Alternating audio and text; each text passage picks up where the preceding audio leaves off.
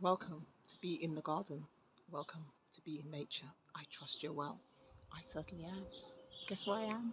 I'm actually in my own garden. It's so lovely to see you. You are so welcome. Welcome, welcome, welcome to the Bee in the Garden. Garden. You can hear the beauty of the birds singing. I've not been here, well, actually, I've been here for a while, but I've not videoed in here for a while. And I'm in one particular part of the gardens. I know you like to find out about the banana plants, and let's just have a look at what they're doing. This video is really going to be a bit of an update of what's happening around the garden.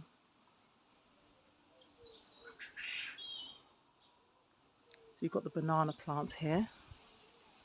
Put it on some generous height. And as you know, oh look, I've got a bee that's come to visit. I have this year, so far, intentionally allowed this part of the garden, my garden's in different sections, I've allowed this part of my garden to really fill out and overgrow on some level. And it's just because of the canopies of the trees.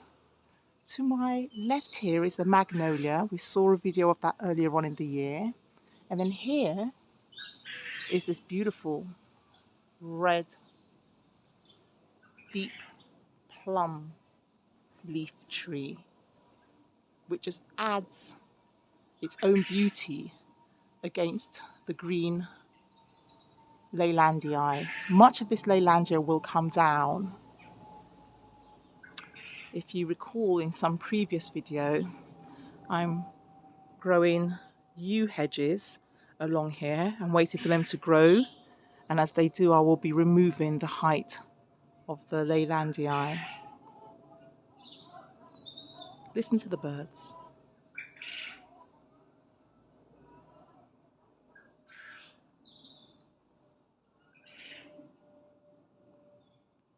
So this stretch of the garden, I've got a very long garden, and this part of the garden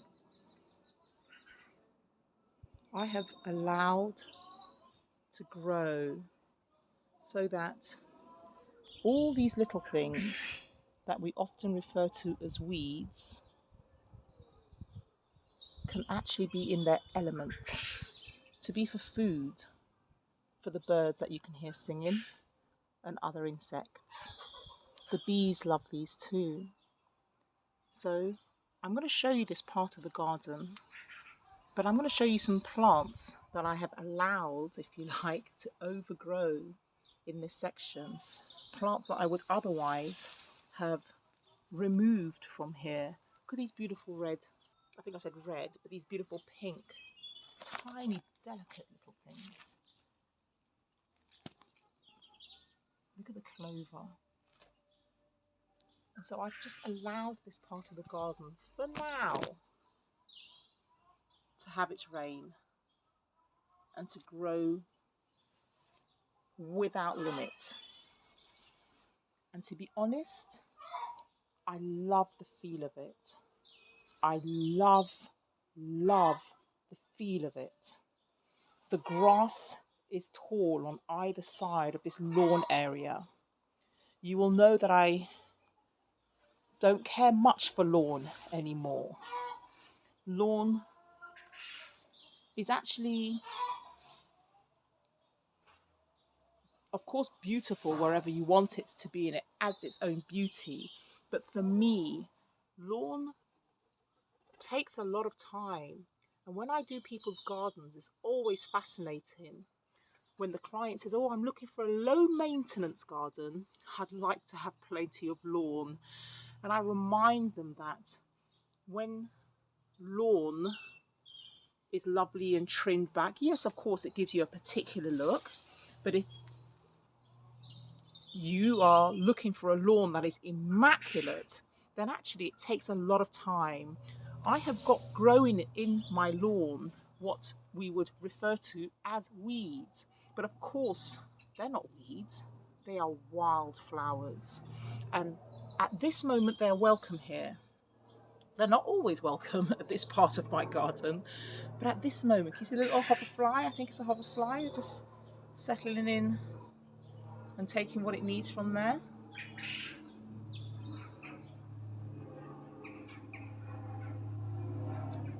And quite honestly, just walking down this area, which would otherwise be cut back quite significantly, I'm truly enjoying the feel of this garden.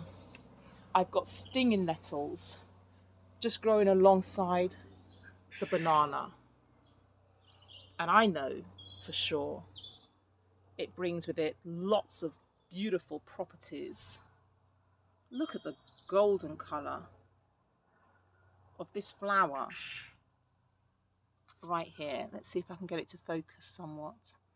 It's so delicate, yet so beautiful and so perfect. And I'm really enjoying the fact in this moment that the trees, the shrubs, the grass, the plants are doing their thing and have taken over this garden. But I know, I know myself, and I'm sure that in a short while I will be cutting back and opening this space out a little bit more, because it is an area that we do spend time in. But just as a purpose of an experiment, I have allowed this place to overgrow, for want of a better word. But you can feel the denseness, is that a word? You can feel the density in this area, and you can just see the path that allows us to go to another part of the garden. But I'm actually really enjoying as it's grown and filled out this space. I have some logs piled up back here, but again we've got in fact over here this is evening primrose. These are evening primroses that are growing here, and they make medicinal flowers, medicinal plants. And I have just allowed the garden for now to overgrow in this space. The comfrey is spilling out and the bees are enjoying this. The grass is tall. We have got here the silver birches are looking fuller, and as you can see the lawn is tall, but I'm really enjoying this space. I have some blueberries back here. I have the beginning of a peony, and they're fantastic flowers when they burst completely out. The blueberries have come a long way, and I have many that are already fruiting. I have here the heucheras, and their spears grow quite tall. This is about 3 feet off the floor, actually, about 3 feet tall, and they have this most delicate flowers, very tiny flowers in the heucheras here. I've got lots of blueberries. They're potted up actually in containers so that I can keep ericaceous soil in them. But here, honestly, it's a wild garden, a beautiful wild garden. Buttercups. The path is all but gone. And look at that beautiful flower. You see that in the distance there? That orange? I'm going to go and check that out. That's the poppy. I had planted in here, this blue container, the tulips.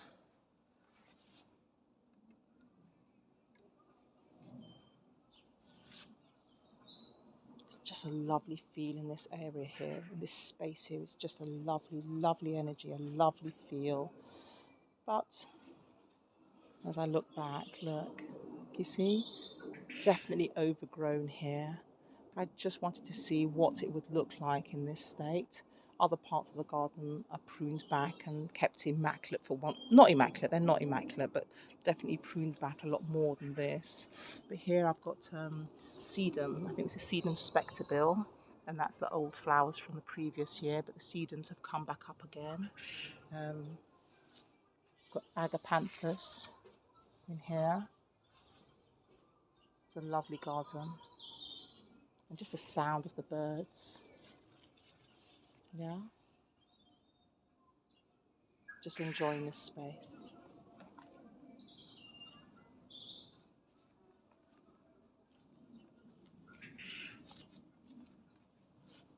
Just look at the colours. It's very dense in here, more than I would normally want in this particular bed. You've got a tree peony that's trying to put on. Let's see if it's got the. It's the tree peony. Look at the shape of its leaves. And again, just allowing the wild flowers.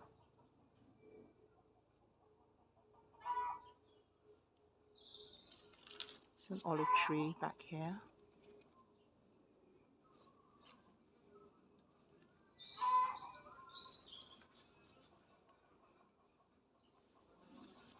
Here we go. I forget the name of this one here, but these grow with no effort. So again, if you're looking for some plants in the garden that come back year after year, and these seed themselves so easily. These are seeded all over the garden. But to be honest, it's really beautiful to see that they are doing exactly that. We've got the cherry tree here, and we have got some cherries in their young form. But I'm looking forward to when they mature fully, and absolutely a delight, always a delight when I see the poppy. The beauty in this poppy is just incredible. Look at what nature does. Look at what nature does. Look. Look. How gorgeous is she? How delicate. The papers literally look like crinkled, lightweight velvet or tissue paper. The beauty is incredible. Such a shame that the petals do not last very long at all.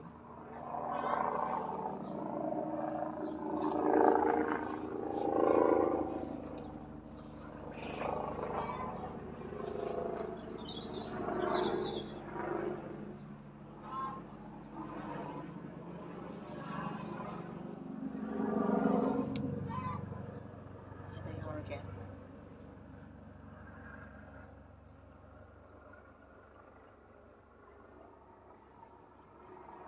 Well,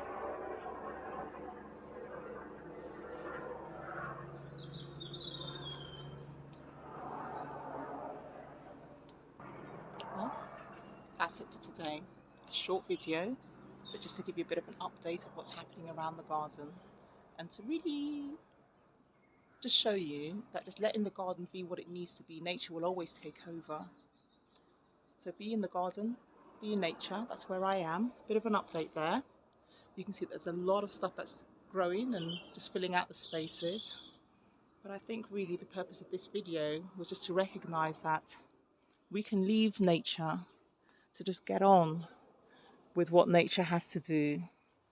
And though we call them weeds, in other words, flowers that are in place if we don't want them to be, they're really not weeds. They really are exactly that, wild flowers.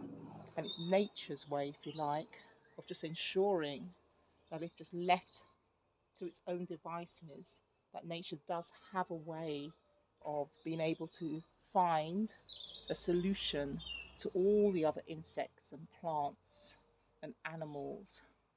Whether we are in the gardens or not, nature will always find a way, the best way, to find a sustainable way for the plants and creatures and others to enjoy this space. We know that here in the path where it's well trodden, the soil is exposed. And for nature, it's an issue because exposed soil often leads to erosion. And so, what nature wants to do is just fill the gaps. And nature will do that by filling the gaps with any plants.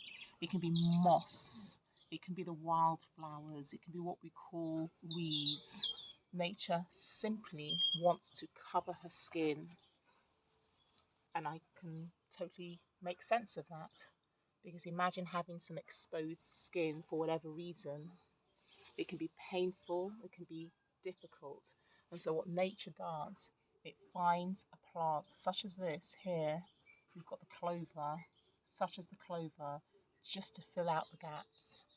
And it's for us, if we don't want to see the wildflowers, to have them removed. And like I say, we don't use any pesticides or herbicides or any of those things, any chemicals in our garden. So unless we manage it manually, and absolutely keep parts in the garden for nature to show her joy, and also areas that we can access with the family without too much wildness, then nature will always want